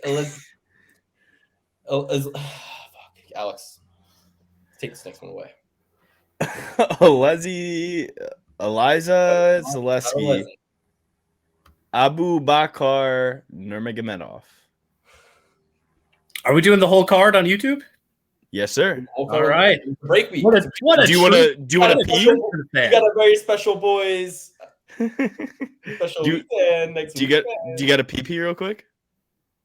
No. Oh, okay. Dan, are we really playing baseball like against each other? Yeah, we're working on it. We're working on getting field permits, the insurance, getting that down pat. It is though. Do I need to be sanctioned? Do I need to be a sanctioned athlete? Do I need to succumb to a drug test? No, you just might have to bring like $25. $25. I've got $25. Do I need it in cash? I'm not very liquid right now. If we're insured, because my biggest worry was I was going to take a fucking fastball right to the fucking side of the head while batting, and but if we're insured, you're saying we're insured. We're working on it. It would be we would have to get insurance so the people who run the field don't get sued, but you would still be in deep shit if you're taking I won't say our friend's name, but one of his fastballs to the dome. I'm sure he could still whip it. Yeah, and that's my main question. I don't know that I can protect myself on the diamond. I don't know that I can defend and protect myself. Am I gonna have to just be laying down bunts all day? Like, how serious is this game going to be? I haven't played baseball since I've very wide strike zone. I haven't played baseball since I was 8 years old. Listen, it'll be as competitive as we want it to be. Listen, we don't have 18 guys, so we can't even field 2 teams. We're just gonna be hitting it around. You know what I mean? We're just running some drills. Not drills per se, but home run derby. I can deal with a home run derby. Do a little home run derby. Ooh. We'll do, we'll be smacking it around. It'll be for personal glory, not teams. Oh, when you hear the crack of my bat, the sound of the crack of the bat. Yeah, we'll see who's all the way in the Emerald Isle. I don't know if I want Luke to be lobbing me balls or if I want somebody else who's better at baseball. I don't know if it'll start getting competitive in the sense where I've already hit 7 dingers and somebody's like, oh, I got 9. Am I going to start lobbing Bobby some bad balls? But I know Luke will never be in the race. Dude, Luke's going to be out there. He's going to be packing 6 zins apiece on each side of his lip. He's going to be chucking them in there, dude. And that's why I'm going to have Grizzly long cut in like a real baseball player. Unlike our other friend, you shall remain nameless, I am not afraid of the ball. All right. Well, he's not going anyway. He's not going to be there. Yeah. Well, I'm just saying, like, we have a friend who been through the baseball one time. He went like this. I'll never forget it. Yeah. Admit it too. That's the one sport he's not that good at, for being honest. Yeah. All right, let's move on. We'll see if he watches the podcast. You always got to talk a little shit about your friends in the podcast to see if they tune in, because then they'll text you. Like, yo, what the fuck was that? Like the baseball, saying I was afraid of the ball. Like what? I knew you were talking about me. If he's watching an hour and 10 minutes into this thing, then he really is a true fan. So shout out to him. My friend who saw me do the steroid shout out on the Patreon a couple weeks ago, he loved it. He was like, no, I definitely got to get on him. You promised the world. You promised the world I was gonna do steroids. Now I have to. All right, let's get back to action. We got Elizu Zaleski, Capoeira taking on Abubakar Nurmagomedov. Now, Abubakar Nurmagomedov. How is he taking time off from the war, Zaleski? How are either of them? Right? We got a Russian versus Zaleski over here. So, how are either of them finding the time? But we all know if this were a Patreon episode, you get our true thoughts on that subject. But we're gonna just move on nice and smooth. We got Abubakar taking on Zaleski. This is gonna be a fun fight, guys, but it's not gonna be good for your bet. I mean, these guys, for the most part, are close fight machines, decision machines. It's gonna be close. They're both gonna have their moments. Give me the underdog. Give me Abubakar Nurmagomedov at plus 120. For no other reason than I just know it's going to be close. And I like a guy who, when you get a Russian who knows how to fucking wrestle against a guy whose nickname is Capoeira, there's going to be moments where he feels the heat and needs to close the distance and make this a more tactical fight. And Zaleski's game will only thrive if it's not that. His game will force it to be that in a fight where Nurmagomedov otherwise would fight to the level of his competition and probably lose a close decision or win a close decision, but leave every better like, what the fuck, dude? So my thought is Zaleski comes in, very impressive looking, very fun, throwing fucking crazy shit. Nurmagomedov sees the crazy shit, avoids it, gets into a firefight at one point. They're both exchanging. He closed the distance. In those equal moments, he gets a takedown, and that is what edges the decision win for Nurmagomedov. And this is no king of kung fu. I know we always get our Russians confused on here, thinking one's a striker, one's a wrestler. You just assume they're all good at wrestling. No, this guy is a wrestler. This is not Muslim Salikov, the king of kung fu. This is not going to be a split decision. It will be unanimous, 30-27 by he who is named Abubakar Nurmagomedov. He is going to win this fight. It's going to be a smother fest. You get these guys who throw the really flashy jumping, spinning, all that jazz. It's going to tire him out. And the wrestling game, although it is tiring, it's more tiring for the person carrying around the weight of the person who's just grappling onto their legs. So I'm going with Abubakar Nurmagomedov. He's winning this fight. It's father's plan. God, the triple P certified this one. Zelensky 36, which is, pretty old as it is. And then when you factor in the fact that this guy has a ton of experience, but in kind of a negative way, he's been through a ton of wars. And I'm just feeling like the wheels are going to fall off very, very soon. I think this could be the time against a tough, badass Russian who's a little bit younger. And again, hasn't taken nearly as much damage in his fights where he's mainly wrestling dudes and, just being pretty well preserved in there. So I don't like a guy who's known for, jiu-jitsu off of his back and capoeira and all that stuff against a wrestler who's going to have dominant top position. So pretty easy pick in my opinion. Give me Abubakar Nurmagomedov. All right. And, people always say the Nurmagomedov tax, like you're paying extra money because his last name's the same as Khabib. You're getting plus money here. So quit your bitching. You got Zaleski who's, hit or miss, 50-50, you know what I mean? And you're getting a Nurmagomedov father's plan, got plus money odds. So John Castaneda versus Mateus Mendonca at 135 pounds, guys. What do you think about this one? I'm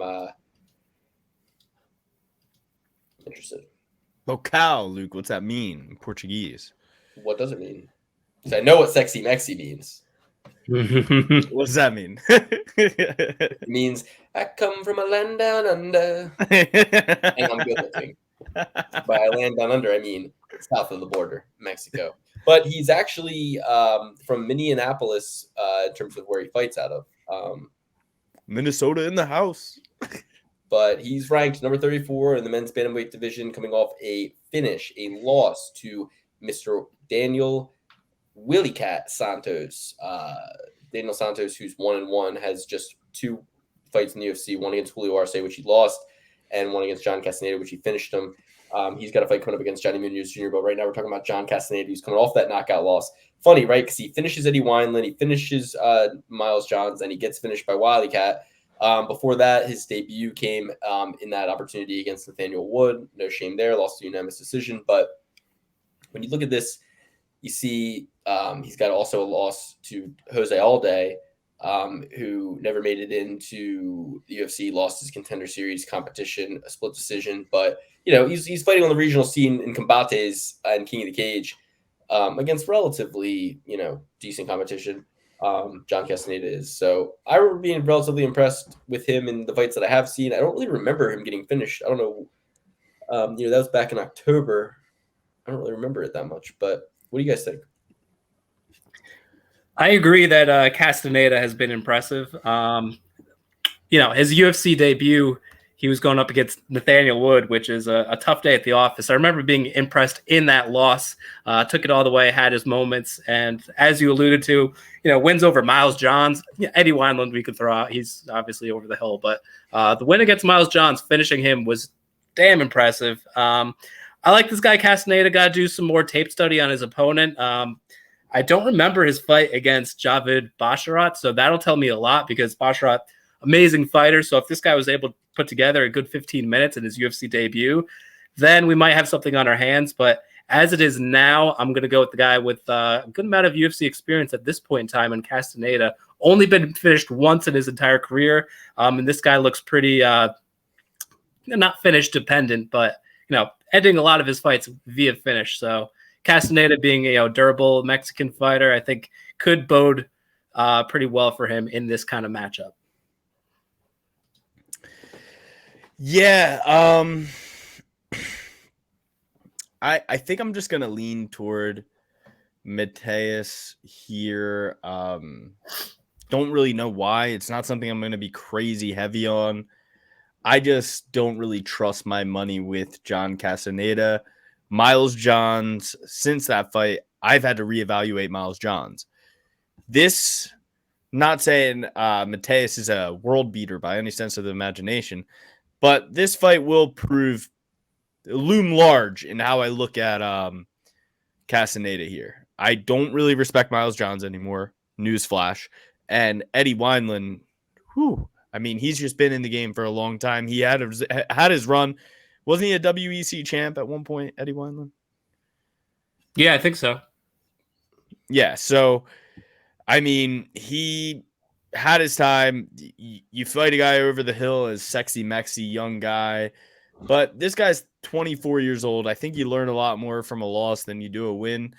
And I think he's going to go out there and with a very demoralizing loss from somebody like Javid Basharat, who we know can probably break into the top 10 any month now. I'm just going to go with Mateus here, give him a little bit more of a chance. Yeah, I like Mateus here too. I was kind of struggling with it at first, but as you were breaking down, as I was looking more into it, I became more and more confident. And if you look at his wins, he's got a perfect balance of 3 knockouts, 3 subs, and 3 decisions, which is interesting. His only loss was, like you said, to Javid Basharat, a fight that I'm checking here real quick. He didn't take it on short notice. It wasn't on short notice. It was his debut. Mm-hmm. And it was a decision. I remember it being somewhat competitive. I don't think it was a whitewashing. And, Javid's dangerous, especially on the ground. I don't think that with 6 losses, and if you're calibrating him, right, you look at his finish win on the Contender Series against an undefeated fighter, or a guy, I think at the time he was 6-1. But either way, it's like he finishes his Contender Series fight. Castaneda debuted not on the Contender Series, but he fought before the Contender Series a guy in Jose Alday that he lost a split decision to, who lost a split decision. Do you have a speech impediment or something? Did he fight Jose Aldo? What's going on? Alday. Jose Alday. I thought that was just like a nickname you were giving him, or you were mispronouncing it. I don't know. Alday. So my point is, if you're looking at Contender Series fights, one guy has a finish, one guy fought a guy who lost in the Contender Series and lost to him, right? So that's all I'm trying to, I don't know. It's not much. I'm grasping at straws, but I'm going to go with double M, especially considering plus 145. I think this is a little sneaky spot here. My hair is just long enough that I can't shave my beard because I'll look like Lord Falk. What is it? Lord Something like from that. Shrek. Yeah, Lord Farquaad. Lord Farquaad. If I shave my beard right now, I will look like Lord Farquaad because my jaw is so chiseled and I'm so handsome. Go ahead and break down the legend, Andre Arlovski, of over 50 UFC or over 50 fights. Honestly, probably fucking close to 50 UFC fights. Andre Arlovski taking on a one. Don't tell your mama. Don't tell your daddy. It's Dontel Mays. What the fuck? Don't tell, aka don't tell. Don't ask, don't tell. Don't tell. You beat me to that punchline. I was about to hit it, but I love rolled off. I love that you did instead. It takes all the liability off me. This fight, you guys already know where my heart lies. My heart is in Chicago, Illinois, right where Andre Arlovski is fighting out of. What Belarus? A Belarusian flag. Are they both from Belarus? Him and the guy who fought last weekend? Oh, Who are you talking about? fuck. I forget at this point. I think a guy from last weekend was either from Fialo. No, he's from Portugal. Similar colors in the flag.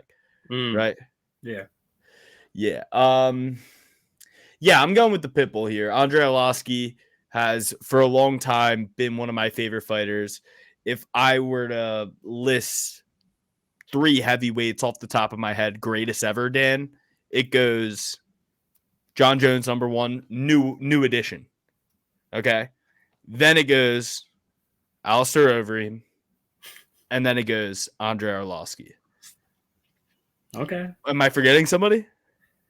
You think that Andre Arlovski would beat like DC? Daniel Cormier? In his prime, yeah. You got to think. Andre Arlovski was one of the first heavyweight champions in UFC history. He was like the 2nd or 3rd or something of that nature. Yeah, back when my plumber was fighting Tim in Sylvia. the Yeah. He lost it to Tim Sylvia. Okay, you are right, but I don't know. I think Andre Arlovski, people have seen the dog days of his career, and he came into the game as an older guy. He wasn't necessarily the young up-and-coming gun, except for like 1998. Like, is probably when he was 20 years old. How old is he now? 44. 44, yeah. So 23 years ago, he was 21 years old. That's a long-ass time ago. 44 years old. You can still do that at heavyweight. I do not think Lord Kong has the gas tank, has the discipline, has the endurance to get through a guy like Andre Arlovski. This is where Andre Arlovski comes in and beats a guy that you don't think he's going to beat. And the fact that I always get even odds on Andre Arlovski, I mean, look at his last 5 fights. He's got 1 loss and 4 wins. He was at dog odds or even money on every single one of those. I've only lost 1, and I've taken him every single time, and I'm not going to do anything different this time. It's Andre Arlovski, and it's going to be a decision. Guys, this is such a great fight to break down. So we did that analysis, I think it was in year 2 or year 3, where I went in and I said, I looked at... Luke, before you start, did you hear my top 3 heavyweight rankings of all time? I heard 2, Overeem and Arlovski. John Jones. All right, that's great. I mean, That makes sense. I did like what Dan said about how do you see a fight with DC and Arlovski going, because I think you'd be surprised. I think that's a really good fight. I think you'd be surprised. I'll tell you what, if DC stepped in there this Saturday, what do you think would fucking happen? Andre Arlovski whoops his ass. Yeah, that's what I'm saying. Andre Arlovski's still fighting for a reason. Kicks him in that big old belly. Yeah. DC, he can tell you all day that, I'm not fighting because I only want to fight for, champions and championships. And if I can't be a champion, I can't be in there. It's like, no, he doesn't want to train, and he's not training. You know what I mean? He's been training his whole life. He's a wrestler, So am I going to get to speak now? Oh, now you're gone? Okay, cool. So, Dan, here's what I think, right? Alex mentioned that Arlovski was underdog odds or pick 'em. It was more like pick 'em or slight favorite in a lot of those matchups because we did that in-depth analysis where we took a look at the stat that says if a fighter is 6 years older, they win at like a 66% rate, or they lose at a 66% rate if they're the older fighter. But then we looked at those instances and we found out that when the older fighter is a favorite, they win at a slight, like 54% rate when they're the favorite. So of the instances when an older fighter wins, they are the favorite a lot of the time, right? So that kind of keys you into like when you should look at older fighters a little bit, right? So, and again, you're still only going to get them as a pick 'em. Like, so it's still like break even territory when it comes to the technical betting, but we're not going to get into that because it's the perfect play pursuit. We only do stupid bets on the show, like parlays. So, I like Andre here, and I like even more that he's a slight favorite, right? Yeah, I'm not gonna take that line of thinking. I just have to go with the younger athletic guy. I know what you guys are saying. Andre Arlovski, he's the king of these greasy decisions, getting the nod on the split. Arlovski's big and he's pretty athletic, and Mays is a short. He's not big. He's not bigger than Mays. Mays is tall. He's 6'6". Okay, wow, Mays is big. Yeah, he's a big dude. Kind of a short heavyweight. Who am I mistaking him with? Who am I thinking? Fucking Devon Wynn. I don't know. Oh no, Big Pretty. Devon, whatever. No. No, I don't know. I like the guy who I like Dontel Mays. He's got a good jab. He seems to strike relatively intelligently. He's got a couple weapons at his disposal. He can throw some spinning shit as well. Yeah, he does have some gas tank issues, but is Arlovski really going to put it on him in the third round at 44 going on 45? Listen, I understand the line of logic here. I understand the history of Andre Arlovski. Jeez, now I can't talk. Jeez, what's going on? Let me throw some cold water in your face. You're talking about a guy in Dontel Mays who got finished by Nascimento, who just kind of lost to Ilir Latifi. I know. He's not a great fighter. I know. In Dontel Mays, who lost to Augusto Sakai, who I think that's his only win in the UFC is to Dontel Mays. I know, but he won a split. He won a split. A guy who won. Oh, actually, no. Oh, okay. I forgot. Yeah, he had a whole little run in the UFC before we started this podcast. I forgot. Chase Sherman. Oh, wow. Okay, so Sakai also beat Andre Arlovski by split decision back in 2009. Yeah. The eye test shows to me that Dontel Mays has some skills in there. He's an athletic dude. He can do a lot. Again, I love when he pumps out that jab. He's a relatively intelligent fighter. I don't know. It's obviously, we're dealing with a sloppy heavyweight fight, which is one of my favorite fights you could possibly put together. So I'm going to be enjoying it, and I'm going to put my money on Dontel Mays. I could be wrong, but I think I'm going to be right. So I'm going to catch a charge real quick before my laptop dies here. Throw Alex back in the mix. All right, we got Daniel Willie Cat Santos. Baby. Catch a charge, dude. I took that the complete opposite way. I didn't know he was talking about his laptop. I thought he was going to go get in a fight with his neighbor or something. Yeah, I got to go catch a charge. DoorDash is late. He just arrived. I got to go catch a charge real quick. All right, so minus 2 favorite, Daniel Willie Cat Santos, who we were just talking about, coming off that knockout win 7 months ago against John Castaneda. Before that, lost to Julio Arce. And before that, lost 4 years ago. Other than that, over the last few years, he took a little bit of a layoff between his win against Nimzbek Abdurashitov armbar 3.5 years ago. Took a 2.5 year gap between that and his loss to Julio Arce. Then gets in there 3 months after the loss to Julio Arce and knocks out Castaneda. So you got to think that was a little bit of ring rust. It's his only loss of 2, right? The first loss, he followed 4 years ago. He followed up with 2 wins. But I like Johnny Munoz. I do like Johnny Munoz Jr. He lost by knockout to Tony Gravely after having a great first round. Lost his debut to Nate Maness. We know debutants lose. And in his last fight, he managed to get a win, but it was a really low-level opponent coming off the Contender Series. So, not low-level. I don't want to speak ill on the man's name, but it was a favorable matchup against a guy who has similar amounts of fights. Now, this could be competitive. What do you think, Alex? Any leads? I mean, I don't know. My leads are both of these guys struggle with the same type of opponent. Both of these guys want to stand up. They want to bang. They are really good on their feet. I am very worried about this one. This is one where I think anything can happen. I think Johnny Munoz Jr. can knock out Daniel Santos. I think Daniel Santos can knock out Johnny Munoz Jr. It's really hard to pick this one. I think that the line is a little outrageous, personally. So I think I'm just going to dog or pass this one, not really put too much into it, but take Johnny Munoz Jr. Oh man, yeah, not one of the fights I'm super high on from the gambling perspective here. I think I went with Johnny Munoz Jr. the first time we went around on this. I think I might flip. Not super impressed with Johnny Munoz. I think Daniel Santos has some redeeming qualities. Whereas Munoz, I think, is kind of low volume, and even in those strikes that he is actually throwing, it doesn't really seem like there's a lot of intent behind them. Where, Santos, say what you want about him, I feel like he's actually going in there for the kill, and that might just be enough to get the win in this one. So I'm gonna flip from my previous pick and go with Santos in this matchup.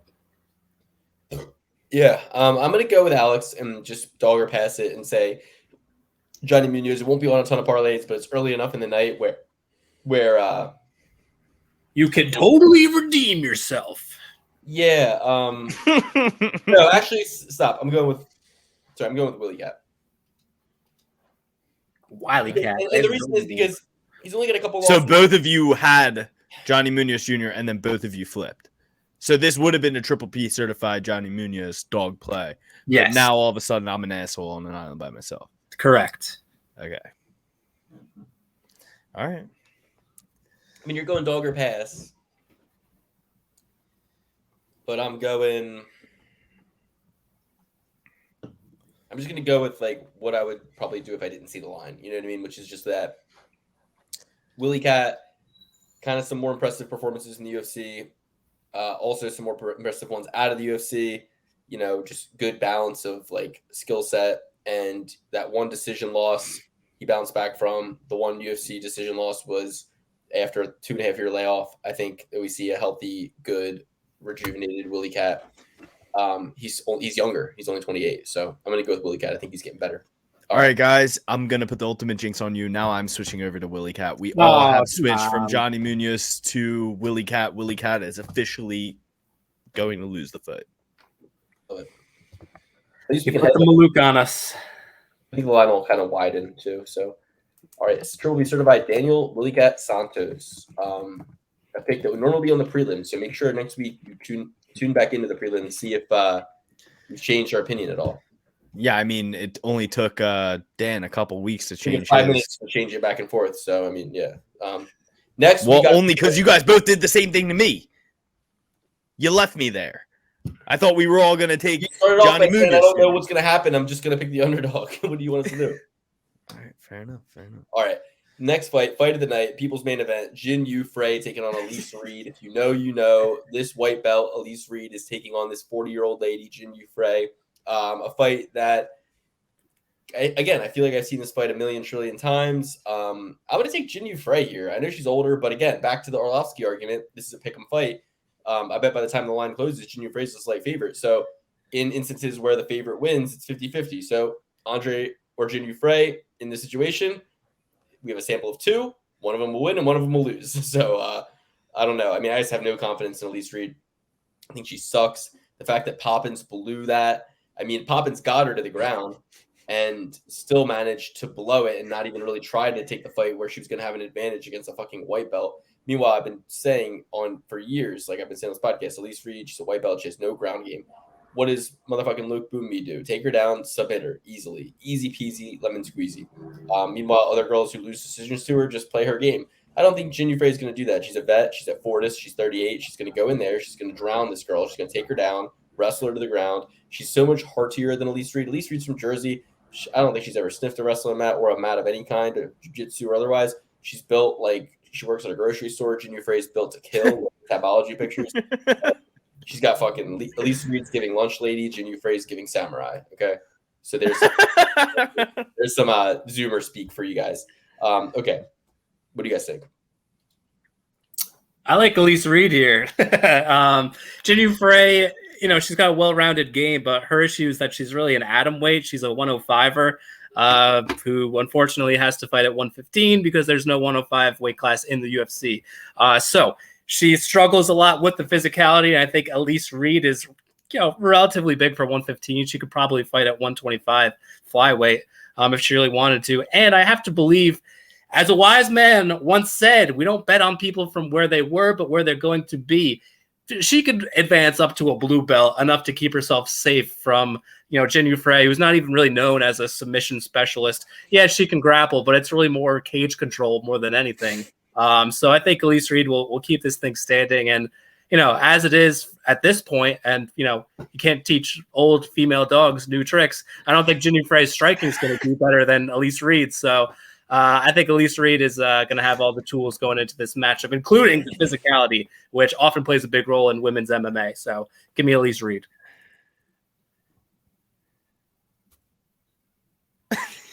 I'm sitting there. Go ahead. By the way, I forgot to mention this at the top of the episode, but my favorite part of these episodes are when Luke doesn't mute everybody when he plays the disclaimer before, and I go on the podcast to respond to comments, and I hear us just breathing into the microphone while Luke's playing the disclaimer. It's my favorite part. You should start inserting hidden messages in that part of the show. I was about to. I was going to do a creepy old lady voice, hey. Just do one word a week that if you add up on a kind of like a secret little orphan Annie decoder ring. So you have to watch every episode and write down, and then after 10 episodes, you'll get. I'll do it in Morse code too. You don't know Morse code, nor does anyone else. I don't even think Samuel Morse knew Morse code. He was just bullshitting. Yeah, I can make a code too if it's my code. Morse just had great marketing. Yeah. I mean, Morse code is easy. If you ever had a walkie-talkie, it just says it on it, and then you just do it in the order that it is. But besides the point, guys. Do you know what I just did in Morse code? No, I don't know Morse code. I said, shut the fuck up. No, you didn't. You are not that sophisticated in your Morse. Can't you tell? Don't you get it? Your Morse code is not as sophisticated as you think. I am going with Elise Reed. And guys, one more time for old time's sake. Men age go. This is your saying, dude. Go. Men age I'll leave you hanging. wine. Women age milk. Okay, let's go. The wrestling, when it comes to them getting in the wrestling ring, there's nothing up there. They're all oatmeal north of the eyebrows. They're all. Luke plays the drops. I do not play the drops. Just let that. I'm just saying, when it comes to the wrestling, Elise Reed's all oatmeal north of the eyebrows. She's all poutine for brains up there. Elise Reed doesn't know anything about wrestling. Elise Reed wins the fight. God, man, woman, dog. Okay. That's Luke. Here's the dirty little secret about me. That is our producer, and I honestly don't even know who those people are. I don't even know who the producer is. So, Tommy. I pay him in Bitcoin. All right. Next, we got not financial advice. Next, we got Luan Lacerda versus Damon Blackshear. I thought Luan Lacerda was Daniel Lacerda.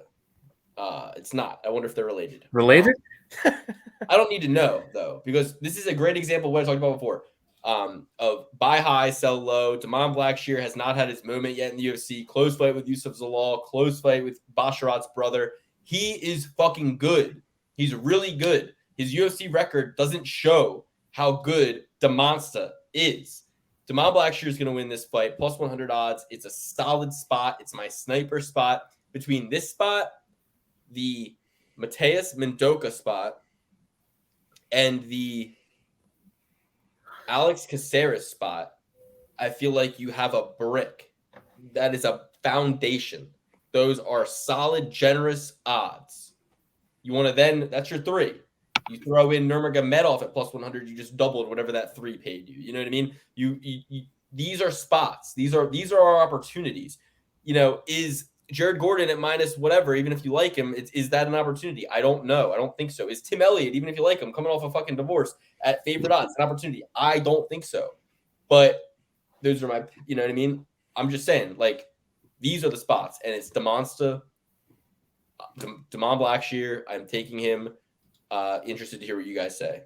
Double L is catching a fucking third L in that name. It's going to be a loss for Luan Lacerda. Yeah, I couldn't agree more. Love Damon Blackshear. Can wrestle his ass off and throws with bad intentions.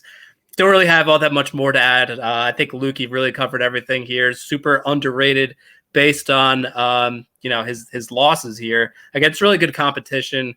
Only 2 fights in. I think we're going to see a resurgence of Damon. Well, not a resurgence because he was never up in the UFC. So his first rise through the UFC, I think it's going to start on Saturday night.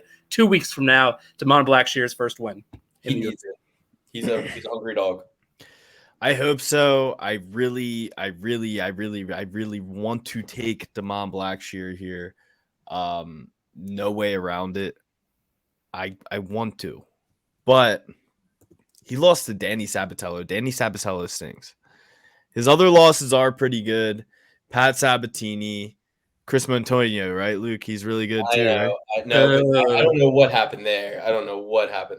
And rock and roll legend Keith Richardson even beat him up once. He's still kicking. He smokes. He's still chain smoking, kicking. He's still drinking. He's still rocking in the free world. I'm going with Damon Blackshear, but I really don't love Triple P certifying this. But you do love Blackshear. You've been on him in situations where we weren't. I know. I love him, which is why I don't love the pick. All right. But I'm taking it. Listen, they're giving you a fighter you like, a fighter you respect, in a must-win situation at underdog odds with a skill set that's going to be inviting for his opponent who, I don't know anything about Luan Lacerda, but I know everything about Brazilian Jiu-Jitsu, and he's from a country called Brazil. So I have a half suspicion that he's been familiarized with the art more so than wrestling, and I have a half suspicion that he's going to be comfortable on his back. And if Damon goes for a takedown instead of fighting it, he might even let it happen. So I like those things in a fight. Maxim Grishin taking on Felipe Lins. The first fight of the night. It's a heavyweight clash. It might not remain. It's a light heavyweight clash, actually. Or is it heavyweight? I'm not sure. What is this? Light heavyweight. Yep. So Maxim Grishin, spotted record, whether it's the debut in this round against Tybura, his win finished, and Tigulov lost to Justin Jacoby and Dustin Jacoby and beat Bush. Meanwhile, Felipe Lins loses to Andre Arlovski, loses to Tanner Boner, is even finished by Tanner Bozer. Then back-to-back win, Tanner Boner. But he's on a winning streak, back-to-back wins. We got a 37-year-old. Both these guys really kind of have the heavyweight build to them, right? Like they're not Yuri Prochazka at 205. They're not John Jones at 205. They're not, they're very plodding. They're very stiff. They're stiff as a board. Snappy in half.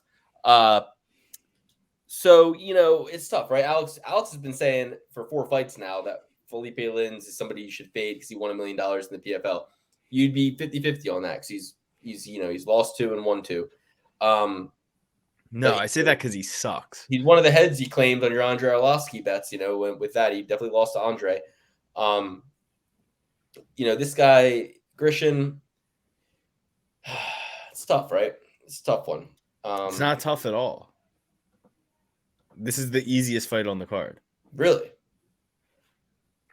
Maxim Grishin. Felipe Lin sucks. Maxim Grishin is pretty damn good. What more do you need? Yeah. Do you need more? Do you need any more? Because I'm honestly leaning towards Felipe Lins. I think Maxim Grishin, his big super move here is just holding up guys against the fence. Like, he does no damage. He doesn't wrestle. I mean, he tries to wrestle. He can't get them to the ground. Best he could do is, control position up against the fence and rack up some control time. But I think Felipe Lins will do enough to reverse it.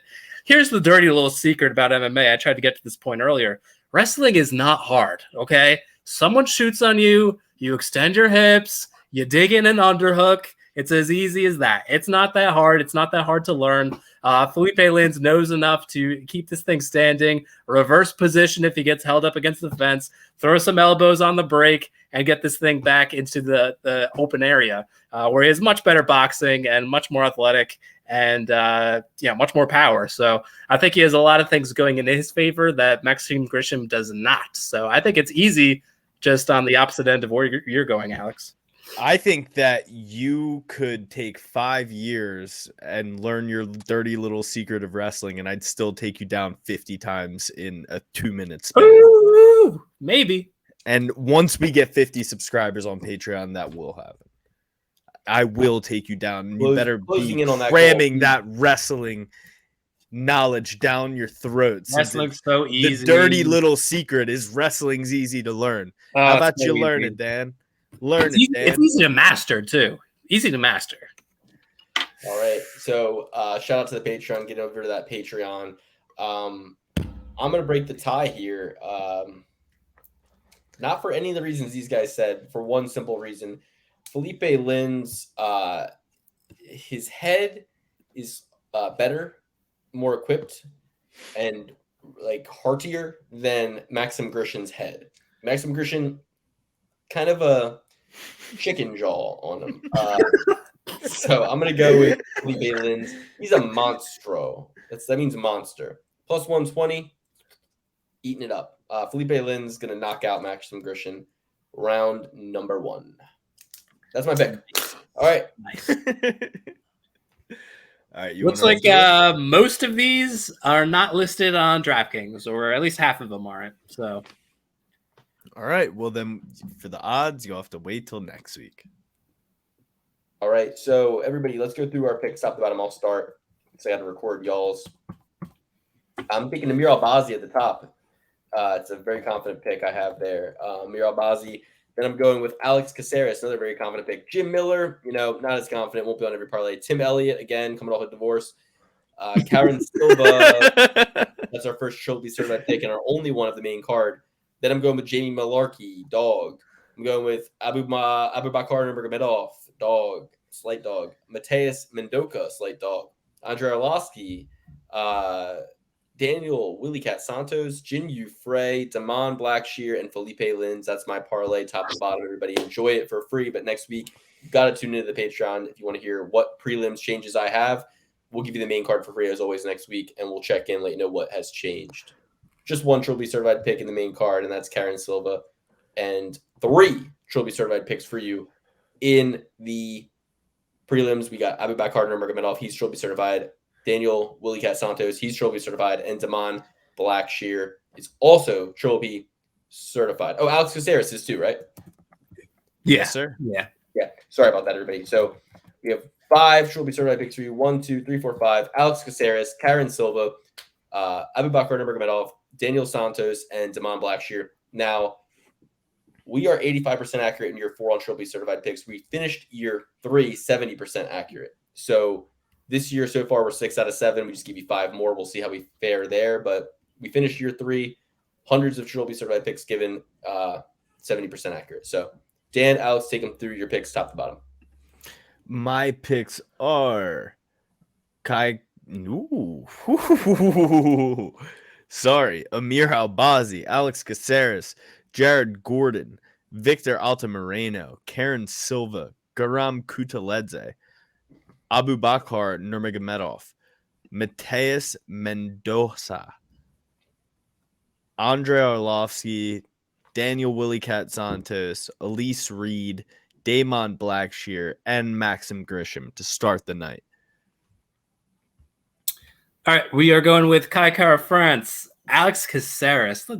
That's a shame that Daniel Pineda is getting a co-main event slot. But regardless, Jared Gordon, Victor Altamirano, Karen Silva, Guram Kutateladze, Abu Bakar Nurmagomedov, John Castaneda, Dontel Mays, Daniel Santos, Elise Reed, Damon Blackshear, and Felipe Lins.